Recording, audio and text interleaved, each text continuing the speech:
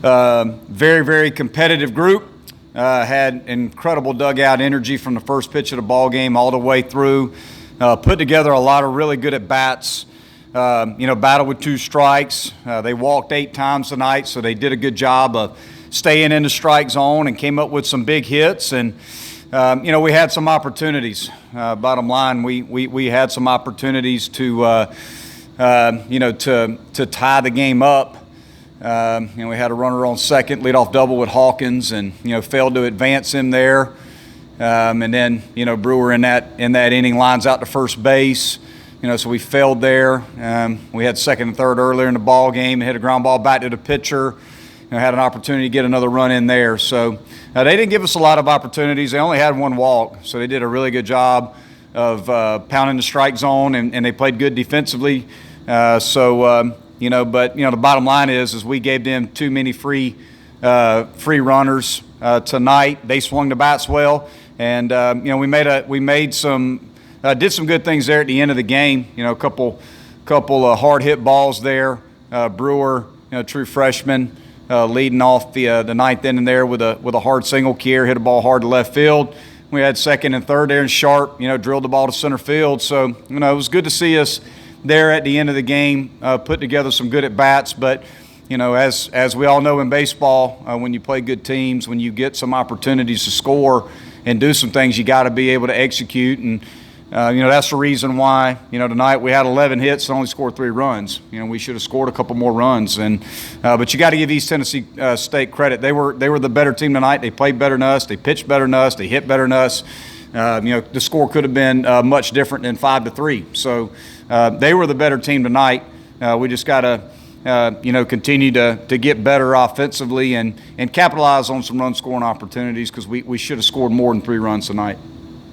Coach mentioned the leadoff double by Hawkins. Did you deliberate at all on having a ball sack bunt there? Yeah, we gave him the bunt for a base hit, and he didn't do it. And then he swung through a slider to make it 0-1. So then we tried to sacrifice bunt in the 0-1 count, and he took a strike to get it to 0-2. So at that point, I wasn't going to have him bunt with 2 strikes. Yeah. We've been kind of wondering where Hope Jones has been this season. What made you decide to use him in that situation? Well, we needed a strikeout. We had they were in a sac fly situation, and we needed a punch out right there. He was the best available righty for us in that spot. To try to get a punch out, and he did a good job. He got a shallow fly ball to right field. They were unable to score the run, but then unfortunately, we walked a runner in. And then once we got to the 2-0 count, I felt like we needed to make a change. And Jackson, as a strike thrower, we needed someone to come in there and fill up the strike zone at that point after walking a run in and getting to a 2-0 count with the bases juiced. We felt like we needed to bring in somebody to throw strikes. What are your thoughts now after 2 starts from Matt? He was a little inconsistent today, but I think he's fine. I think he's Mac's a guy that you just got to keep running him out there. He's too talented. He's got really good stuff. He got his pitch count up fairly high, and we had to get him out of the ball game. But he still threw 2 2/3, struck out 3. They hit him.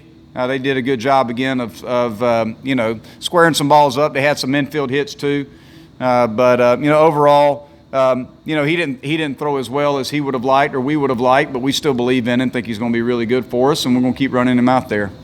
You still tweaking your lineup? You feel pretty good about 1 through 4 right now? I do, yeah. I think Henderson, Kier, Sharpie, Hack had a big double tonight, with 2 strikes, drove in a couple runs. It's good to see Breyer hit a ball hard straight away center field. Thought he took another good pass there in his last at bats. It was good to see him square up some balls. But we got to find some answers in other places. Once we get past the the 4 spot, the bottom half of the order, we need to be a little bit more productive. It's good to see Brewer.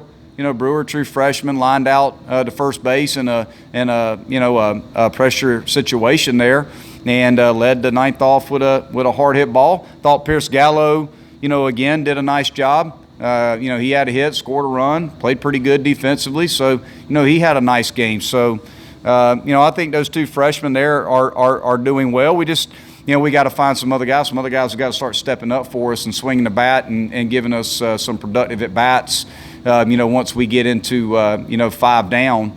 But hopefully hopefully guys like Hawkins can get it going, and we anticipate getting Parker back in the lineup, and hopefully that'll help a little bit. And we showed some good signs. Again, we had 11 hits tonight, but 7 of those came out of 2 and 3. So we just got to find a way to put together quality at bats throughout the lineup, and we were unable to do that tonight. What is the latest on Sheldon and Parker? We will not know with Sheldon until Thursday. So we're going to get him. He will get scanned on Thursday. So don't know if we'll know that day or the following. We should know no later than Friday. Parker took ground balls today during batting practice. Took batting practice, felt good. So we will try to see if we can progress him tomorrow to a more of a full practice. But it'll be, again, day to day with him just to see how he feels and, if he'll be ready to go. But he felt good, swung the bat good in BP, looked good taking ground balls. We just got to see how he progresses tomorrow. I don't imagine you had a lot of time to scout the Gamecocks yet, but what do you know about them from the hitting and pitching standpoint? Well, they got some power arms. I know that. They've got 3 power arms that they'll run out there Friday, Saturday, and Sunday. They're physical. They're a physical lineup. They're very offensive, so they're gonna swing the bats. Now I would say they're probably a little bit more of a power-oriented offense overall, but they're an improved team. They've got a good team. So we've got a tough test ahead of us. We all know that, and we'll start preparing for them tomorrow. Big picture-wise, how do you feel about your team going into this big series? Big picture, I feel like we're pitching really well. Through 8 games, and lineup-wise, we got to be better. Offensively, we got to be better. But my guys know that. I don't need to tell them that. They know we need to be better. I think big thing is we just got to relax and compete.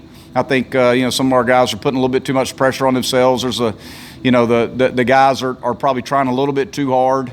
Just because they're so aware, that we haven't been scoring enough runs for our pitching staff. But it's just one of those things we'll talk about tomorrow. We just got to compete, relax and compete. And, but big picture wise, we're sitting at 7-1 through 8 games. I think it's too early to tell, who we are or what we are. And I think our guys probably understand that too. But the bottom line is we got to keep getting better, keep working hard. And we'll be excited about the opportunity to play again come Friday. Is it good to get out on the road, kind of get away from the Kingsmore in the hotel for the first time with the guys out together? Well, it's great to play in a series like this. There's no doubt about that, and we know what it's going to be like on Friday night. In Founders Park, it's going to be about as competitive of an environment as the guys can play in. But that's why they chose to come to Clemson. You come to Clemson to play in the greatest rivalry in college baseball and play in big time series against big time opponents. So hopefully they'll embrace it because this is what it's all about. When it comes to preparing, is it a little different this year for you because you're going to be down in Columbia for 2 nights as opposed to just doing the one-time visit? Well, I think it's going to be a little bit easier, from a travel standpoint for our guys because we go down on Thursday night and we stay in the same hotel for 2 nights and then we come back. So, from that standpoint, you get to stay in the same city for 2 nights as opposed to 1 where, you travel down, you play in Columbia, we bus to Greenville, stay in Greenville, play, and, come back to Clemson. So it'll be a little bit easier from a travel standpoint for us because we'll stay in the same hotel on Thursday night and Friday night, and then we'll come back after the game on Saturday and sleep in our own beds. So, from that standpoint, travel-wise, it'll be a little bit easier for our guys.